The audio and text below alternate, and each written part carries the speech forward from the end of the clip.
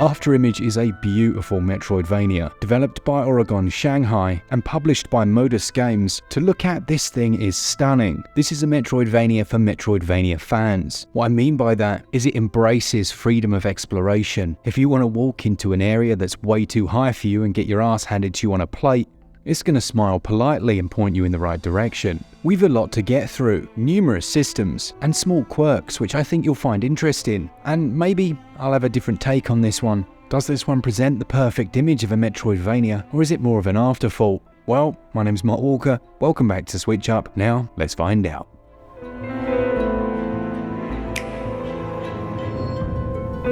Anyone who tries to succinctly articulate the story of Afterimage is going to fail, in my opinion. It centers around Renee and Ifri, a small creature companion based in the land of Engarden, a clearly once beautiful and thriving world that's now ruined and racked with various creatures. Now, arguably, some of this could be down to translation, but for me it's a story of two companions, one who doesn't know exactly who she is or why she's here, and another whose core drive it is to help her figure exactly that out. Along the way, you'll meet dozens and dozens of interesting non-player characters. These will be voiced and offer various pieces of guidance or advice, as well as provide some optional side content. What's interesting about the story is that the heart of it is really the relationship between the two main characters, but then as you progress through it, it's one of those where the environmental storytelling will play as much of a role in your understanding as the dialogue itself, with 10 different endings to unlock, and various different optional story arcs and elements to see, as well as numerous pieces of collectible lore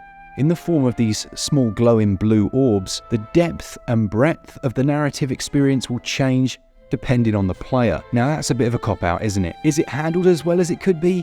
No, not really. But does it feel intentional in its vagueness? I'm going to say potentially yes, while still offering something meaningful, particularly if you can push through those earlier moments where you really haven't got a clue what's going on.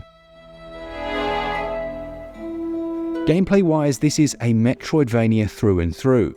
Yes, there are some RPG elements such as a leveling, a skill tree, and stat boosts for your weapons, but this is as close as you'll get to an open world, free to explore Metroidvania that doesn't hold you back or try and constrain you, even when it knows where you should be. Initially, you'll only have a few skills, and you'll soon unlock a dash, a downward smash, a slide underneath cover, and movement and platforming in general is quite precise. The map here is absolutely enormous. This will be updated when you reach a mapping tree, and that's also where you'll respawn if you happen to die. As we've seen many times before, death means returning to your body to collect anything you've lost.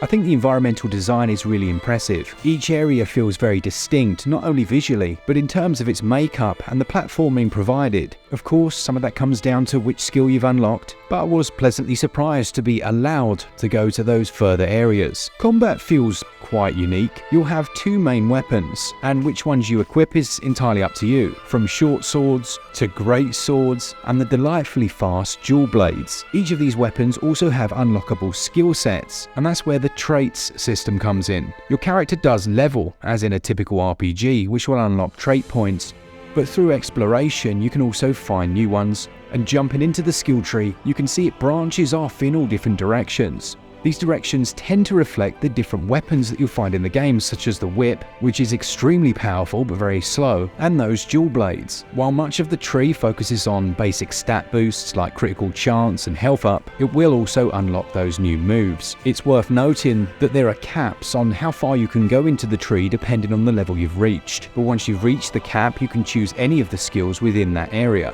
Having said that, I never felt like I had to grind to reach those, as you level quite rapidly, and that's not your primary focus. It's simply a nice aside when you're facing a particularly difficult enemy or boss to have that real tangible sense of getting more powerful. It's more evident when you return to a previous area, which is something you're likely going to want to do to get through previously inaccessible areas with your new skills. For me, I always hate it when RPGs level characters with you. I mean, I understand why they do it, but here being able to go to those first areas and one-shot every enemy, it felt like a fitting reward for all your efforts, allowing me to just concentrate on good old spelunking. In the first 5 or so hours of the game, I wasn't entirely convinced on combat in general. It was a little clunky, a couple of hits, jump backwards, run forwards, a couple of hits, jump backwards, rinse and repeat until the enemy's dead. But as you unlock those new skills and moves, it becomes much more fluid. This feeling is exemplified by the unlocking of new weapons and magic items. All of a sudden, you can dash through the enemy without taking damage, and there are so many optional boss fights, or multi-wave boss rooms, a bit like Guacamelee in that regard, and the combat just grew on me. Now, although it might sound like combat's quite generic, there are a couple of cool twists. Being able to hit back projectiles from enemies is quite cool, plus the sound effect is awesome. And of course we have the Estus Flask experience, but you can also equip quick consumables, and potions are quite plentiful. What it meant was, combat's not too difficult. In fact, the whole of Afterimage, while it does offer some very challenging areas if you want to push ahead too soon, the whole thing feels quite manageable, and it does that thing that good games do. It makes you feel like potentially a better player than you are by keeping everything just within your current remit. It's a surprisingly difficult thing to do in a game. Afterimage does not avoid the usual frustrations of areas where you don't find the map tree and get yourself completely lost, and it does do something that I don't like in terms of its navigation. Now there's a fast travel system here where you can teleport to a tree, but this uses a consumable item. I understand that if you're in the middle of nowhere, but when you're at a tree, you should be able to teleport free of charge from one to the other. But there's an area called Rest in Town, and based on the feedback since the game launched, you'll soon be getting a patch to make things easier, where you'll be able to get as many teleportation potions as you want from one of the shops. Afterimage is at its best when you're out exploring, but there are those times where you'll want a bit of peace and tranquility, and that is where Rest in Town comes in. Possibly the most awesome and obvious name, but my goodness is this a lovely place to visit. And that's the feeling you get from most of the game.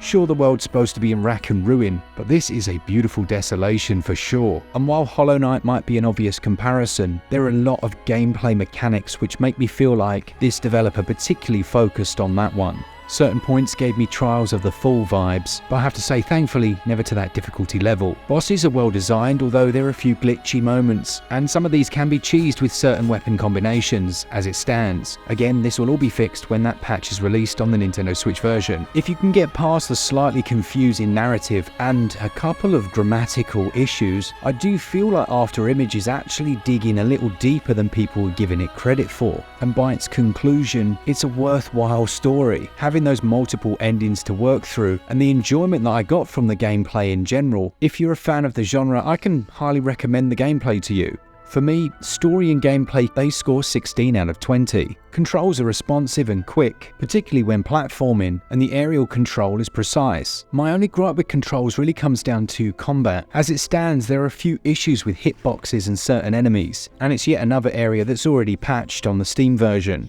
As you unlock new skills and abilities, particularly things like the triple jump, controls just get better and better. Overall control score 16 out of 20.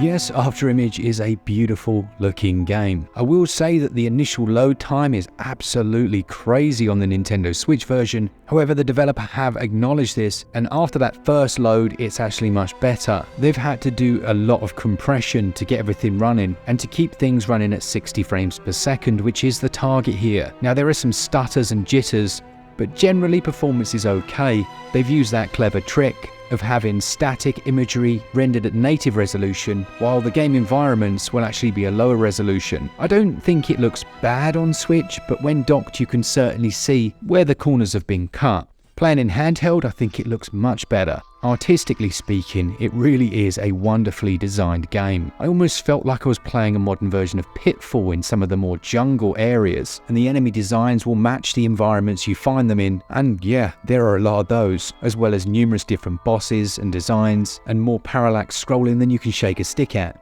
It just looks great. What I didn't expect was such a strong soundtrack.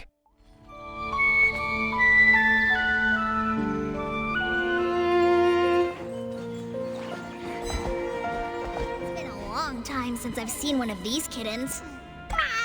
What are you? Yeah, it's well worth checking out this one. It features over 54 tracks, some of these digitally mastered in-house, and some of those performed by the International Master Philharmonic Orchestra and various other artists. It's not something I'd usually comment on, but I do think the two main protagonists are really well voiced. These were Kira Buckland and Christina Asaf Costello. They had some real life into those characters, and sure, I haven't got a bloody clue about what they're talking about half the time, but the little banter in between them, and especially when they interact with some of the NPCs within the world, it added a little special something. Visuals and performance then.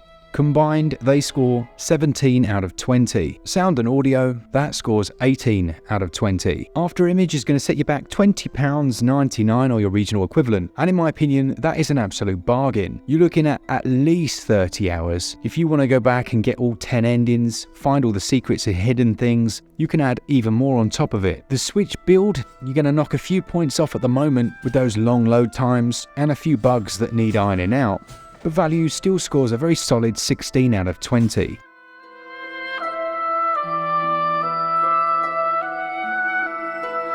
I might be alone on this one, but I really like Afterimage. The way it tells its story is probably going to be the most contentious issue for most people, but the gameplay lifted it up for me. Plus those multiple endings and the way that you unlock those is really enjoyable. It gets an overall SwitchUp score of 83%. Yeah, let me know in the comments if you've already been playing this one. Do you absolutely hate it? Do you love it? Have I gone mad? I would like to know. Thanks to all of you and to our Patreons and members. And as always, for all things Switch all the time, keep it Switch up. Cheers guys. See you.